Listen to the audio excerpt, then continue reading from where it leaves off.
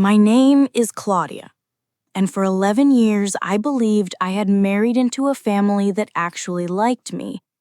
I want you to hold on to that because it matters for what comes later. I was sitting in a law office conference room on a Tuesday morning, watching my husband's older sister try very hard not to smile and almost failing. Just a flicker at the corner of her mouth before she caught herself and rearranged her face into something sadder. 12 people sat around that table. My husband's entire family, the family attorney, a notary nobody had introduced. Every one of them already knew what was in the document in front of me. I could tell by the way no one would look at me directly. I read the paragraph twice because my brain refused it the first time. My father-in-law's entire estate, the house, the savings, the lake property, split between his children. My husband's name wasn't there. And the date at the top of that page was 4 months after the stroke that took his ability to write his own name. Before I tell you what I did about it, I need you to understand who I actually was before this happened. Because I was not always the kind of woman who builds a case against her own family. I was the one who remembered birthdays. I hosted Thanksgiving twice when Eleanor's hip flared up and never once mentioned it again. I drove 40 minutes every Sunday to bring my father-in-law his favorite coffee because the store near his house stopped carrying it. I tell you this not to make myself sound like a saint, but because it matters for what comes next. The version of me sitting in that conference room, calm and quiet, while my insides went cold, was not someone discovering anger for the first time. She was someone who had spent over a decade being agreeable, and who had just realized in real time that being agreeable had made her invisible to the people deciding her future. My husband, Marcus, is not a quiet man anywhere else in his life. At work, he's the one who pushes back in meetings. With his friends, he says exactly what he thinks. But around his mother and his sister, something in him shrinks. I'd noticed it for years and told myself it was respect. Sitting beside him in that room, watching his jaw tighten and then carefully go slack again, I understood it differently for the first time. It wasn't respect, it was fear of what happened if he ever pushed back. And I realized I had never actually seen what that looked like. I was about to become the person who found out. Because somebody in that room needed to start asking the questions nobody else wanted to ask, and I already knew it was going to be me. His sister's name is Renata. She spoke first, in the voice she uses for everything. Warm on the surface, something colder running underneath.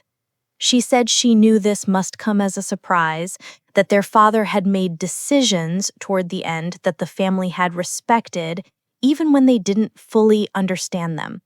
She said this while looking at her mother, not at me. Eleanor, who had run every room she ever walked into for 30 years, was staring at her own hands. I noticed that immediately. People who can't make eye contact during a lie are usually not the ones who wrote it. They're the ones who agreed to go along with it and haven't made peace with that yet. Eleanor hadn't made peace with something. I didn't know what yet. I was going to find out, and so are you. Let me take you back further, because you need to know who Walter actually was before any of this happened. He built a regional chain of hardware stores from one location his own father started. 14 stores by the time I met him 11 years ago, and he never acted like a wealthy man. Same truck, same watch for 2 decades. He liked me immediately. He used to say I was the only person who ever beat him in gin rummy without him letting me win. Eleanor was different. Polished, particular, the kind of woman who could compliment your dress and make you feel underdressed in the same sentence. Renata had worked the business since she was 22 and considered herself the one actually running things while her father aged. There was a younger brother, too. Theo, 3 states away, who showed up twice a year and stayed out of everything else. For 11 years, Walter and I had something the rest of the family didn't quite share. Every holiday, every visit, a few hands of gin rummy at the kitchen table while everyone else cleaned up or watched television.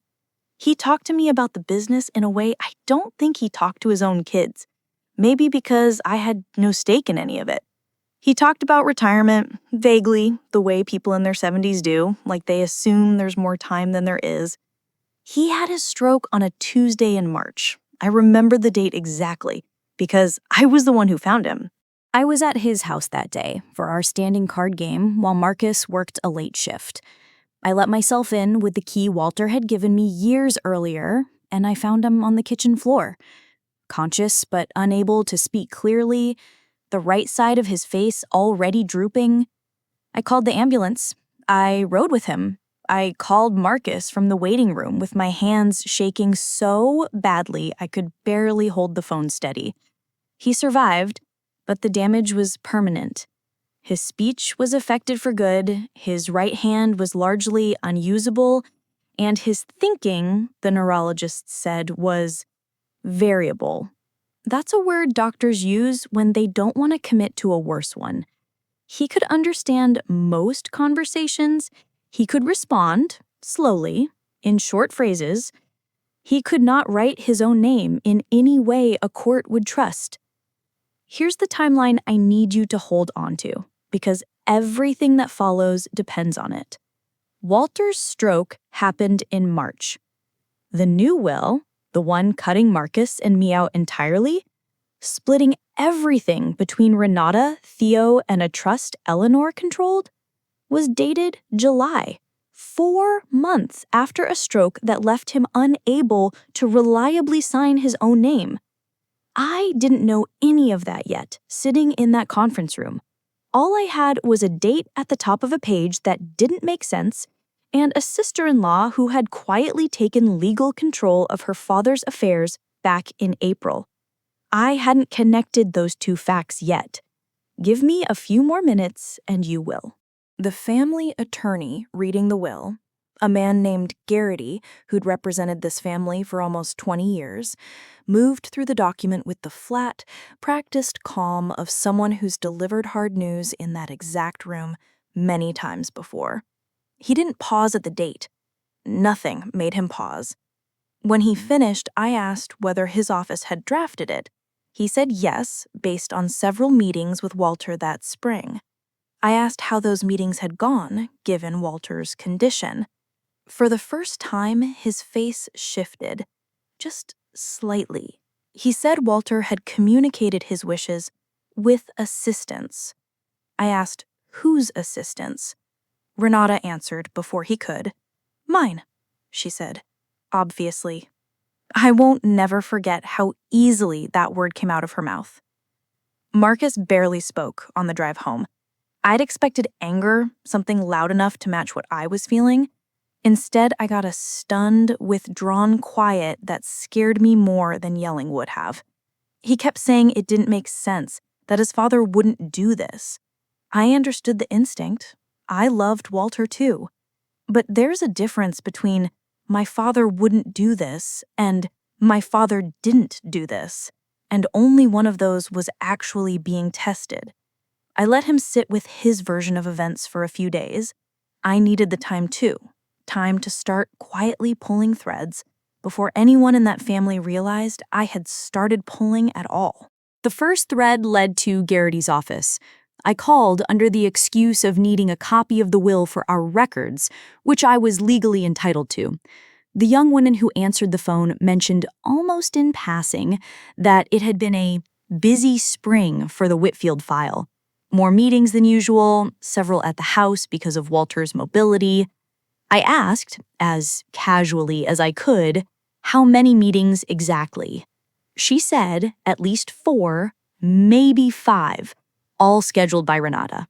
I thanked her and hung up and sat in a parking lot for 10 minutes before I could drive anywhere.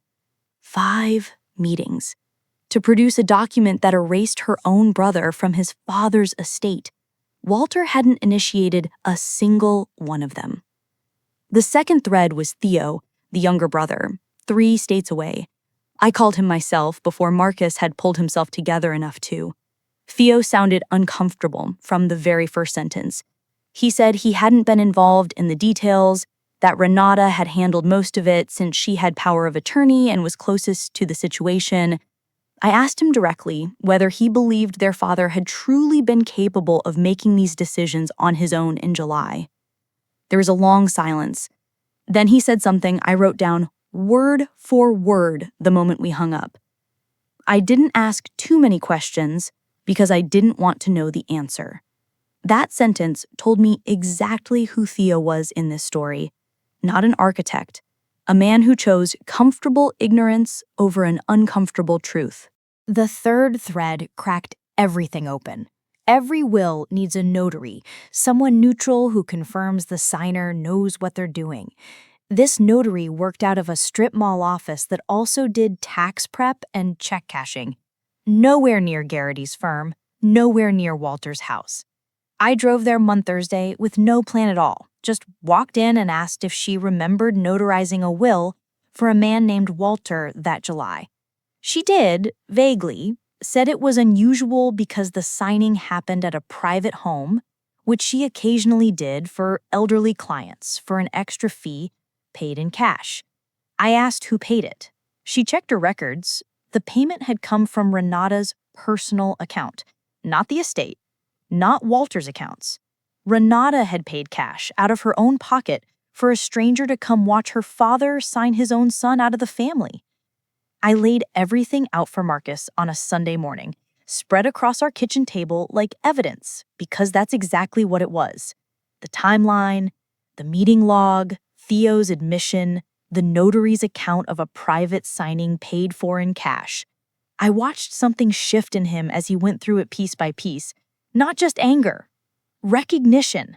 He told me, quietly, that he'd suspected something was wrong with his sister for years, and had never said it out loud, not even to me, because saying it felt like admitting something about his own family he wasn't ready to face.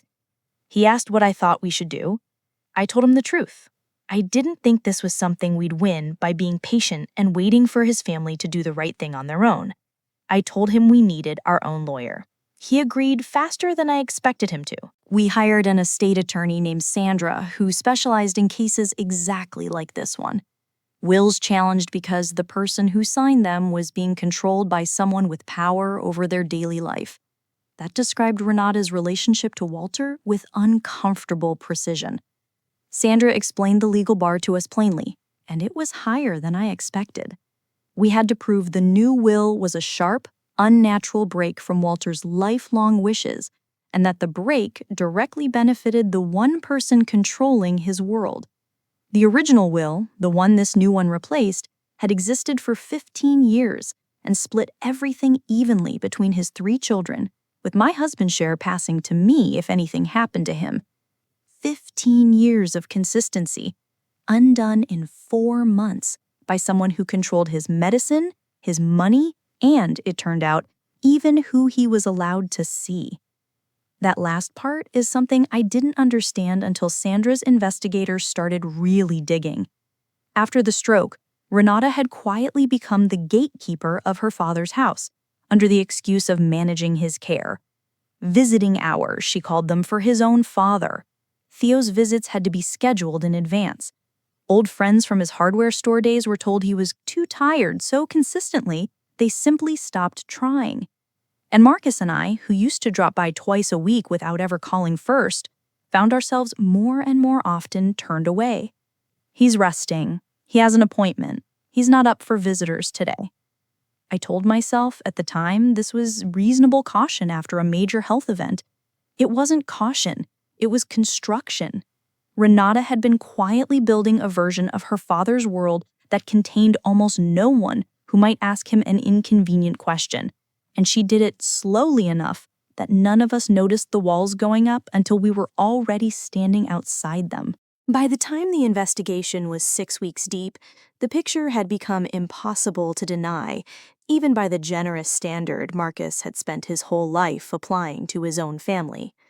power of attorney granted in April, 3 weeks after the stroke, signed during a stretch when Walter's own doctor's notes described his thinking as significantly impaired. 5 private meetings with an attorney that summer, producing a document that overturned 15 years of consistent intent. A discount notary, paid in cash, called to the house instead of using the family's longtime lawyer who would have had to witness Walter's condition directly. Every choice, on its own, had an explanation. Stacked together with dates attached, it stopped looking like caretaking. It looked like a plan, carried out patiently by someone who understood that grief moves people toward forgiveness faster than facts can ever catch up. Here is the part of this story I am not proud of, and the part I think matters most to tell you honestly. Around this point, I started talking to Theo more than I needed to for purely legal reasons. I knew he was guilty by silence, not by design. He'd taken his share of an estate he suspected had been obtained wrongly, and chosen not to look too closely at how. I also knew his guilt made him the weakest thread in whatever unity that family was presenting to the world. So I used that. I called him more than Sandra strictly required. I let him talk through his discomfort with me, positioned myself as someone safe to confess to, someone who wouldn't make him feel as cornered as a formal deposition would. I wasn't lying to him. Everything I said was true. But I was shaping those conversations on purpose, moving him toward a place where he'd be willing to testify against his own sister. And I knew exactly what I was doing the entire time. That's not a clean thing to admit. I'm telling you anyway. It worked. Theo agreed to give a sworn statement describing a phone call from Renata back in May, where she told him, in his own words, "Dad's not gonna remember most of this anyway, so let's make sure it's done right while we still can." Done right. That phrase had bothered him enough at the time that he'd written it down in his own notes app.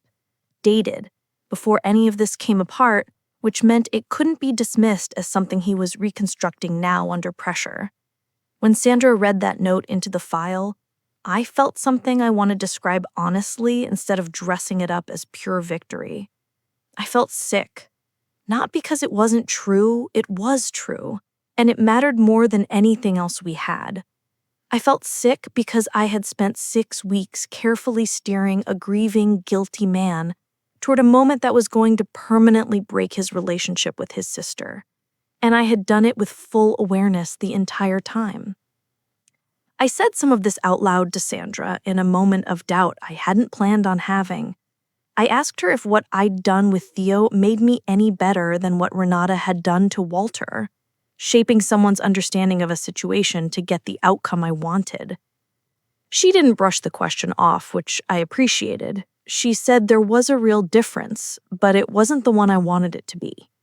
Not good intentions versus bad ones, because everyone believes their own manipulation is justified. The real difference, she said, was that I was using true information and a man's own genuine guilt to recover something that had been taken through deception. Renata had isolated a vulnerable man and manufactured his consent. Both of us had used someone. Only one of us had lied about what was actually happening.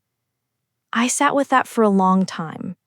I'm still not entirely sure it draws as clean a line as she meant it to. While the case kept building, I made one decision that had nothing to do with Sandra's strategy and everything to do with mine.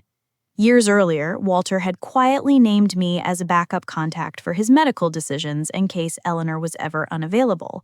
I used that. I requested a supervised visit. Renata fought it. The care facility, by then, finally allowed it under a compromise Sandra negotiated, with a neutral social worker present to document everything. I brought a deck of cards. I sat with Walter for 40 minutes. His speech was halting, but it was there. I asked him gently, with the social worker taking notes, if he remembered the new will. He went quiet for a long time, longer than his usual pause. Then he said, slowly, with real effort, Renata said, I had to. 4 words, not enough to win a case on its own, but recorded, witnessed, and devastating in exactly the way I needed it to be.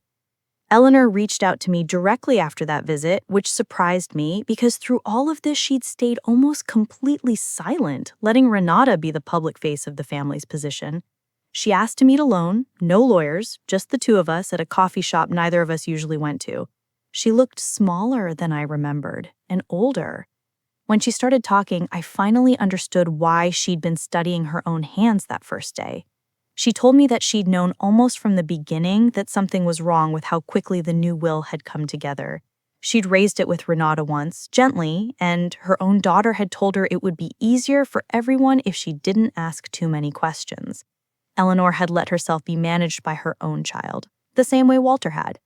She didn't ask me for forgiveness, she just wanted me to know that part, and said she'd be willing to say all of it to Sandra if it would help. This is the moment I want to be honest about more than any other, because most people expect it to feel like pure satisfaction, and it didn't, not entirely.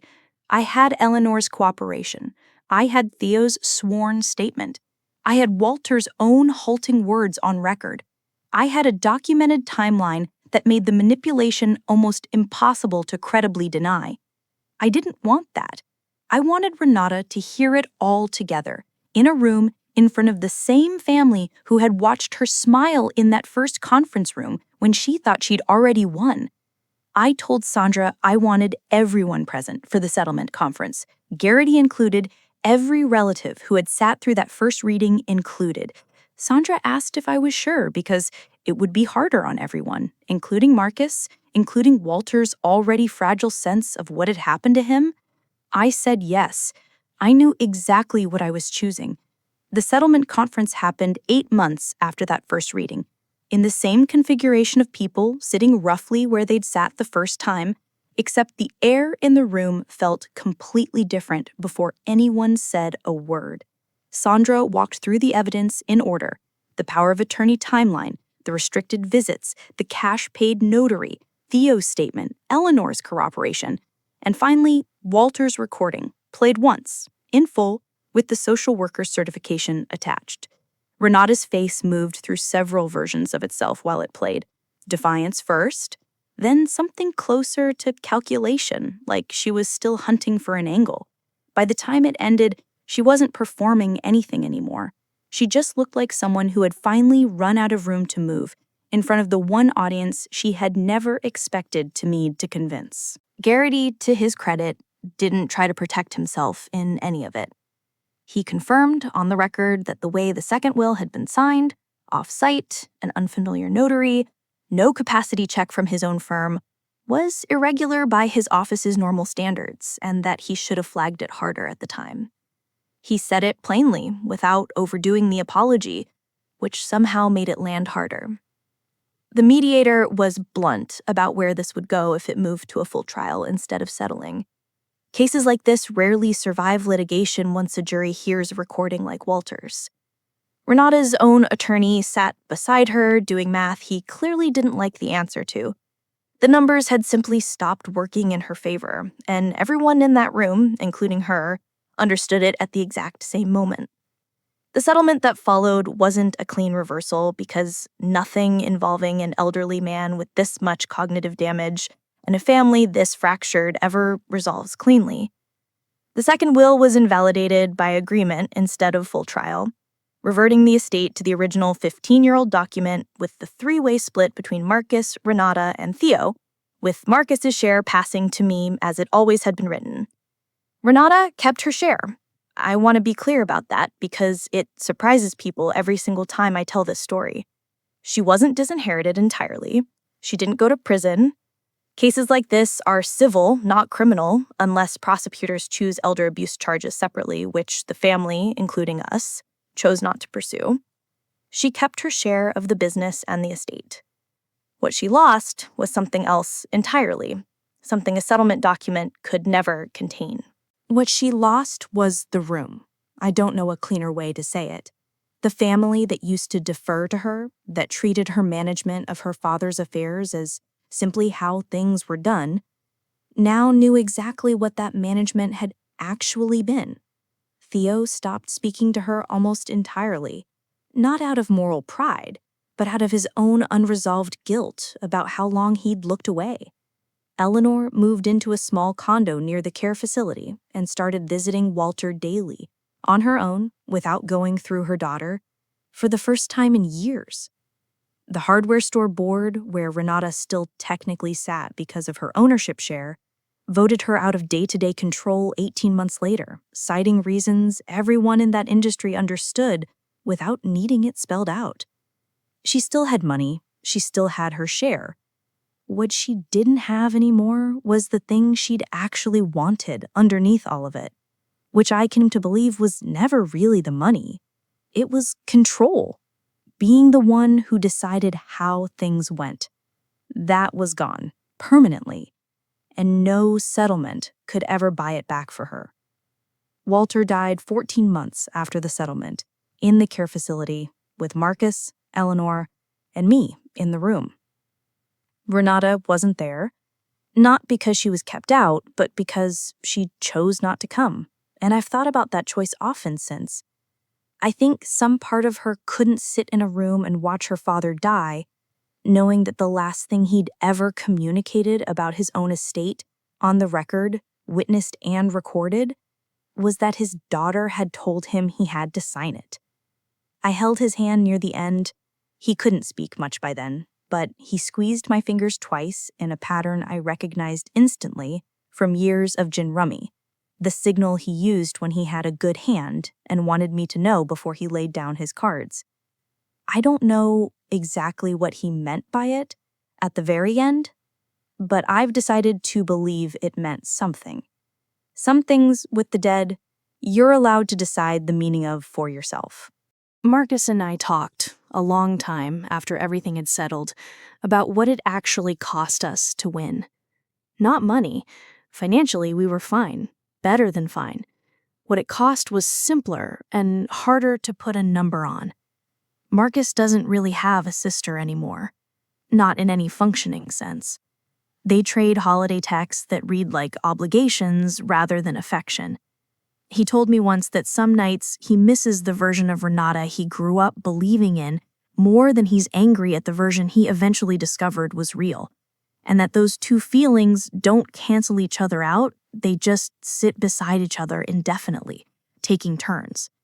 I understood that completely, because I felt something close to it about Theo, who I'd used deliberately to build a case, who I still talk to occasionally now, who I'm honestly not sure entirely trusts the kindness in my voice anymore, and who probably shouldn't. I think about that first conference room more than almost anything else from this entire period. Renata's flicker of a smile before she caught herself, Eleanor's eyes fixed on her own hands, the date at the top of a document I read twice because my mind refused the first reading. At the time, I thought that small smile was the single moment that defined everything, the proof I'd eventually use to take her down. I understand it differently now.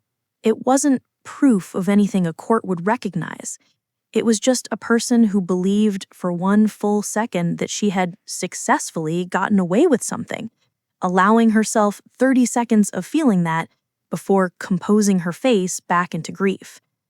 I've wondered since whether I would have even noticed it if I hadn't already, somewhere underneath, distrusted her for years without ever naming it. Maybe I was already looking for that flicker before it happened. Maybe some part of me had been waiting a long time to finally have a reason. I want to tell you something about the women in my own life who heard this story, because their reactions taught me something I hadn't expected. My friend Priya, who I've known since college, told me she would have done exactly what I did. No hesitation the moment she heard about the cash-paid notary. My sister told me she would have hesitated for months and probably never confronted anyone at all. And she said that with something close to shame in her voice, like she was confessing a character flaw rather than describing a different temperament. I don't think either reaction is wrong. What I came to believe is that most women have spent years being trained to keep the peace, to assume the best, to not be the difficult one in the family. And that training doesn't disappear just because the evidence in front of you becomes undeniable. It takes a specific kind of permission to finally stop offering people the benefit of the doubt. I had to give myself that permission. Nobody else was going to hand it to me. There's a version of this story where I tell you I felt powerful the moment Renata's face changed during that recording, and some of that is true. But what I actually remember most clearly is something smaller and stranger. After the conference ended, I went to the bathroom down the hall and locked the door and sat on the closed toilet lid for almost 10 minutes, just breathing, not crying, not triumphant, just completely emptied out. 11 years of being the dependable one, the agreeable one, the one who drove 40 minutes for coffee and hosted holidays without complaint, all of it had built toward a moment I'd spent 8 months engineering, and when it finally arrived, my body didn't know what to do with the size of it. I think that's something nobody tells you about getting justice. It doesn't always feel like winning while it's happening. Sometimes it just feels like finally setting down something unbearably heavy and discovering your arms are too tired to celebrate yet. People ask me when I tell the story at dinners or to new friends who somehow always end up hearing the short version, whether I'd do it differently if I could go back. I used to give a quick answer to that, something tidy about standing up for what's right. The honest answer is messier. I would still expose what Renata did. I am completely certain of that part. But I think I would try harder to separate justice for Walter from my own need to be the one who delivered it publicly, in front of everyone, in that exact room. Some of that choice was strategy. I won't pretend all of it was. Some of it was a quieter, more personal hunger to be seen finally winning after years of being the invisible, dependable one in that family. I don't regret it, but I understand it better now than I did the day I chose it. If you're listening to this and some part of it sounds familiar, a family member who's gotten just a little too comfortable controlling someone vulnerable, a story that doesn't quite add up no matter how many times people repeat it to you calmly, I want to tell you the thing I wish someone had told me before any of this started. You don't need to be certain before you start asking questions. I wasn't certain. I had a grocery card and a strange date on a document, and a feeling in my stomach I couldn't fully explain to anyone, including myself, for the first few weeks. Certainty came later, built slowly out of small, boring, persistent questions that most people are too tired or too polite to keep asking. You're allowed to keep asking. You're allowed to be the one who doesn't let it go, even when everyone around you seems perfectly comfortable moving on without an answer. I'm not going to tell you this story ends with some clean lesson that makes all of it make sense, because it doesn't, and I've stopped pretending it does. What I have is a family that survived, technically, in pieces that don't fit together the way they used to.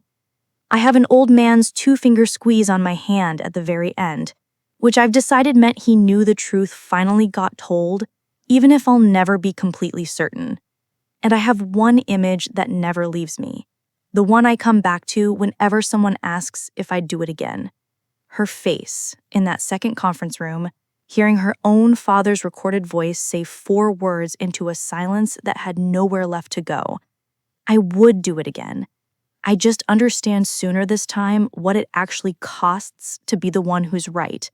And I'd give myself a little more grace along the way for needing to win it in front of everyone watching.